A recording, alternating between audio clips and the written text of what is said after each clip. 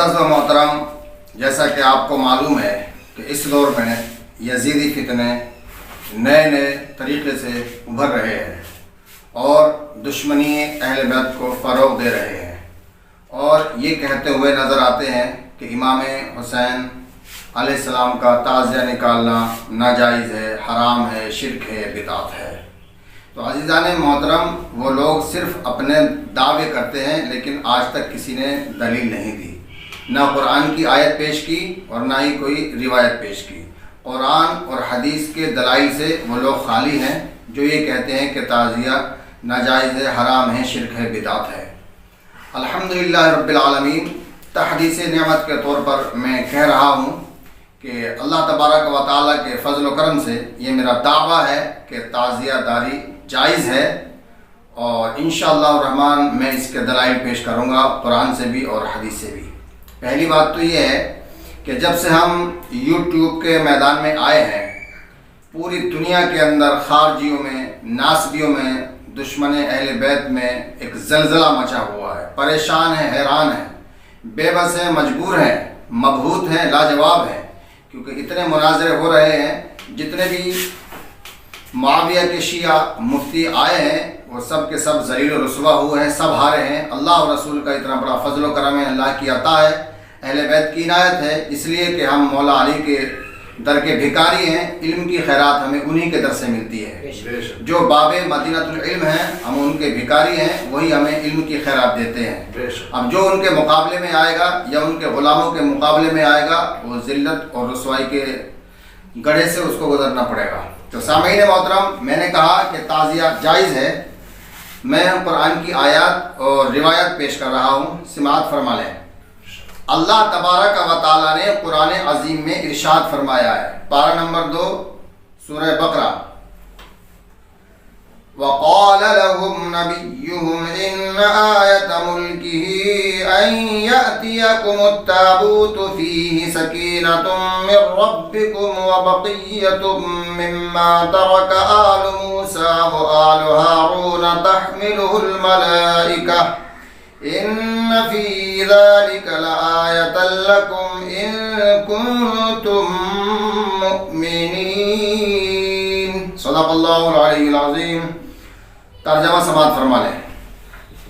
یہ ہے قرآن کریم، کنز الایمان، از اعلیٰ حضرت مجدد اعظم علامہ احمد رضا خان صاحب بریلوی قدس سرہ، یاسین بک ڈپو، دلی۔ یہ ترجمے میں لکھ رہے ہیں، اور ان سے ان کے نبی نے فرمایا، اس کی بادشاہی کی نشانی یہ ہے کہ آئے تمہارے پاس تابوت جس میں تمہارے رب کی طرف سے دلوں کا چین اور کچھ بچی ہوئی چیزیں معزز موسیٰ و معزز ہارون کے ترکے کی اٹھاتے لائیں گے اسے فرشتے، بے شک اس میں بڑی نشانی ہے تمہارے لیے اگر ایمان رکھتے ہو۔ اب یہاں سے نتیجہ یہ نکلتا ہے کہ حضرت ہارون اور حضرت موسیٰ علیہ السلام، ان دونوں کا ترکہ اور ان کی اولاد کا ترکہ، یعنی موسیٰ اور ہارون علیہ السلام سے جو چیز نسبت رکھتی تھی وہ، اور ان کی آل اولاد سے جس چیز کو نسبت ہو گئی تھی وہ، یعنی نبی اور آل نبی سے جس چیز کو نسبت ہو جائے اس کو فرشتے تابوت سکینہ میں رکھ کے اپنے کاندھوں پہ لاتے ہیں۔ یہ قرآن کریم ہے، کوئی یوں نہیں کہہ سکتا کہ صاحب یہ حدیث ہے، اس کی روایت ضعیف ہے، یہ مرفوع ہے، یہ مرسل ہے، یہ مقطوع ہے، یہ موضوع ہے۔ نہیں، اگر قرآن کا کوئی انکار کرے گا تو وہ کافر ہو جائے گا۔ تو قرآن سے یہ پتہ چلا کہ نبی اور آل نبی کو جس چیز سے نسبت ہو جائے، جو ان سے منسوب ہو جائے، اس کی تعظیم فرشتے کرتے ہیں اور اس کو اپنے کاندھوں پہ اٹھا کر لاتے ہیں۔ تو جب موسیٰ و ہارون علیہ السلام کے ترکہ اور ان کی اولاد کے ترکے کا یہ عالم ہے کہ فرشتے احترام کرتے ہیں، اپنے کاندھوں پہ اٹھا کے لاتے ہیں، تو جو سید المرسلین ہیں، خاتم النبیین ہیں، شفیع المذنبین ہیں، طٰہٰ و یاسین ہیں، ہمارے آقا جناب محمد رسول اللہ صلی اللہ علیہ وآلہ وسلم ہیں، ان کا اور ان کی آل سے جس چیز کو نسبت ہو جائے پھر اس نسبت کا عالم کیا ہوگا، اس شے کا عالم کیا ہوگا۔ تو ہم تعزیہ کو مولا امام عالی مقام حسین علیہ السلام سے نسبت دیتے ہیں۔ تو سامعین محترم، جیسی نسبت ویسی عظمت، نسبت سے شے ممتاز ہوتی ہے تو جتنی بڑی ہستی ہوگی اتنی بڑی نسبت ہوگی، اتنا ہی بڑا اس کا ادب و احترام کیا جائے گا۔ تو ہم تعزیہ بنا کے امام حسین سے منسوب کر دیتے ہیں، اس لیے اس کا ادب بھی کرتے ہیں، اس لیے اس کا احترام بھی کرتے ہیں۔ تو معلوم یہ ہوا کہ تابوت سکینہ بنانا، رسول اور آل رسول سے جس چیز کو نسبت ہو جائے اس کا ادب احترام کرنا فرشتوں کی سنت ہے۔ تو فرشتوں کی سنت پر، حکم خدا پر عمل کرتے ہوئے ہم تعزیہ بنا کر امام حسین سے منسوب کرتے ہیں، اس لیے اس کو نکالتے بھی ہیں اور اس لیے اس کا احترام بھی کرتے ہیں۔ نمبر 1۔ دوسری بات، اللہ تبارک و تعالیٰ نے ارشاد فرمایا ہے ان الصفا والمروہ من شعائر اللہ، کہ صفا اور مروہ اللہ کی نشانیاں ہیں۔ یہ اللہ کی نشانیاں کیوں ہیں؟ اس لیے کہ ان پر حضرت ہاجرہ سلام اللہ علیہا دوڑی تھی نبی اور آل نبی کی محبت میں۔ نبی اور آل نبی کی محبت میں دوڑنے سے اگر صفا مروہ دونوں پہاڑ شاعر اللہ بن سکتے ہیں تو کیا محمد رسول اللہ صلی اللہ علیہ وسلم کی آل سے جس چیز کو نسبت ہو جائے وہ شاعر اللہ نہیں بن سکتی؟ وہ بھی شاعر اللہ میں شامل ہے۔ عزیزان ملت اسلامیہ، ایک جگہ اللہ تبارک و تعالیٰ نے قرآن عظیم میں ارشاد فرمایا ہے وَمَن يُعَظِّمْ شَعَائِرَ اللَّهِ فَإِنَّهَا مِن تَقْوَى الْقُلُوبِ، اور جو اللہ کی نشانوں کی تعظیم کرے تو یہ دلوں کی پرہیزگاری سے ہے۔ یعنی جب ہم تعزیہ بناتے ہیں اور نسبت حضرت امام حسین علیہ السلام کی طرف دیتے ہیں، یعنی امام علی مقام حسین علیہ السلام سے تعزیہ کو منسوب کر دیتے ہیں، تو یہ شعائر اللہ ہے۔ اور اللہ فرماتا ہے شاعر اللہ کی تعظیم کرو، اس لیے ہم تعزیے کی تعظیم کرتے ہیں۔ ایک جگہ اللہ تبارک و تعالیٰ نے ارشاد فرمایا وَذَكِّرْهُم بِأَيَّامِ اللَّهِ، کہ اللہ کے دنوں کی یاد کرو۔ مطلب یہ ہے کہ اللہ کے خاص دنوں کی یاد کرو، اور ان خاص دنوں میں ایک دن ہے شہادت امام علی مقام حسین علیہ السلام کا۔ جمعہ کا دن تھا، کربلا کا میدان تھا، امام علی مقام حسین علیہ السلام نے اپنے بھوکے پیاسے بچوں کو اور بھانجوں کو، بھتیجوں کو اللہ کی راہ میں قربان کر دیا اور دین بچا لیا۔ اس لیے خواجہ اجمیری رحمۃ اللہ علیہ ارشاد فرماتے ہیں شاہ ہست حسین، بادشاہ ہست حسین، دی ہست حسین، دی پناہ ہست حسین، سرداد نداد دست در دست یزید حقا کے بنا لا الہ ہست حسین۔ تیری شہادت یا حسین کلمہ توحید ہے، کلمہ توحید ہے تیری شہادت یا حسین، تو نہ دیتا قربانی تو نہ رہ جاتی عبادت یا حسین، اور تیری قربانی نے زندہ کر دیا اسلام کو، یہ رہے گا تابت تیری بدولت یا حسین۔ حال میرا کچھ بھی ہو میرا عقیدہ ہے یہی، ہم کو بخشوائے گی محشر میں تیری محبت یا حسین۔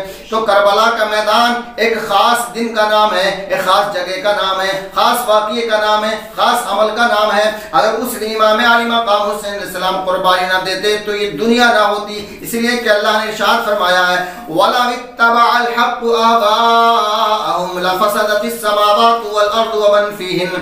اللہ ارشاد فرماتا ہے کہ اگر اہل حق اہل باطل کی پیروی کر لیں، اب اس کو شارٹ کٹ میں یوں سمجھیے آسان لفظوں میں کہ اگر حق باطل کی پیروی کر لے تو زمین اور آسمان جو کچھ اس میں ہے وہ سارے کا سارا ختم ہو جائے گا۔ تو اگر امام علی مقام حسین علیہ السلام یزید کے ہاتھ میں ہاتھ دے دیتے اور یزید کی بیعت کر لیتے تو نہ زمین رہتی نہ آسمان رہتا۔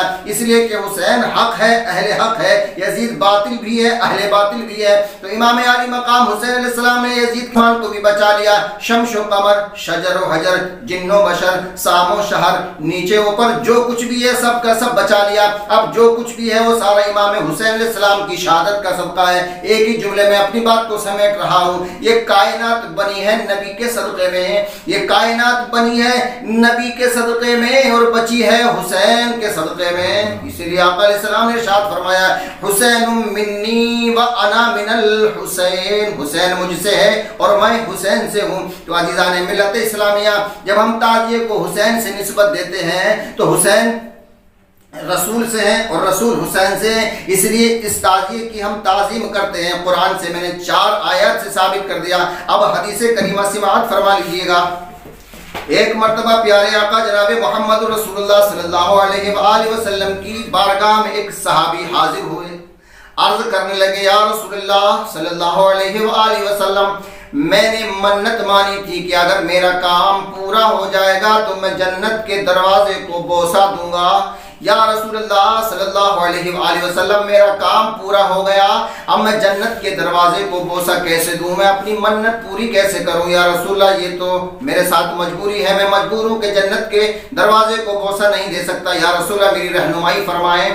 تو آقا علیہ السلام نے ارشاد فرمایا جا گھر چلا جا اور اپنے ماں باپ کے قدم چوم لے، تیری منت پوری ہو جائے گی۔ سبحان اللہ سبحان اللہ۔ وہ صحابی رسول عرض کرنے لگے یا رسول اللہ میرے تو والدین کا انتقال ہو گیا ہے، اب میں کس کے قدموں کو چوموں؟ آقا علیہ السلام نے ارشاد فرمایا جا قبرستان چلا جا، اپنے ماں اور باپ کے قبروں کے پاؤں کی طرف سے دونوں کا بوسہ دے دے، تیری منت پوری ہو جائے گی۔ صحابی نے عرض کیا یا رسول اللہ مجھے تو یہ بھی نہیں معلوم کہ میرے ماں باپ کس قبرستان میں ہیں۔ تو آقا علیہ السلام نے ارشاد فرمایا جا سیدھا گھر چلا جا اور 2 لائن کھینچ لے، لکیر کھینچ لے اور ان کو اپنے والدین کی قبر تصور کر لے اور دونوں کی قبروں کو پائنٹی کی طرف سے بوسہ دے دے، تیری منت پوری ہو جائے گی۔ سبحان اللہ۔ عزیزان ملت اسلامیہ، یہ حدیث بہت ساری کتب میں موجود ہے، مطالب المؤمنین میں موجود ہے، فتاوی عالمگیری میں موجود ہے، تاریخ ابن خلدون میں موجود ہے، کنز العباد میں موجود ہے،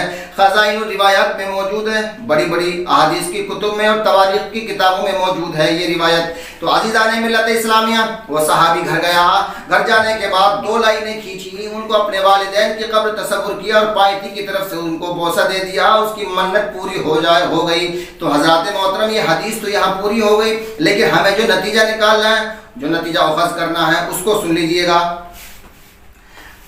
نتیجہ اگر اصل نہ ملے تو نقل بنا لو۔ رسول کی حدیث کے مطابق صحابی کے ماں باپ کی قبر تھی نہیں، پتہ ہی نہیں تھا اس کو، تو حضور نے فرمایا اگر اصل نہیں ہے تو نقل بنا لو۔ تو ہم کربلا نہیں جا سکتے، تو کربلا کے اندر جو امام حسین کا روزہ ہے اس کی نقل بناتے ہیں، تو حکم رسول کے مطابق تعزیہ بنانا سنت ہو گیا، کیونکہ اگر اصل نہ ملے رسول کی حدیث کے مطابق تو کیا بنا لو؟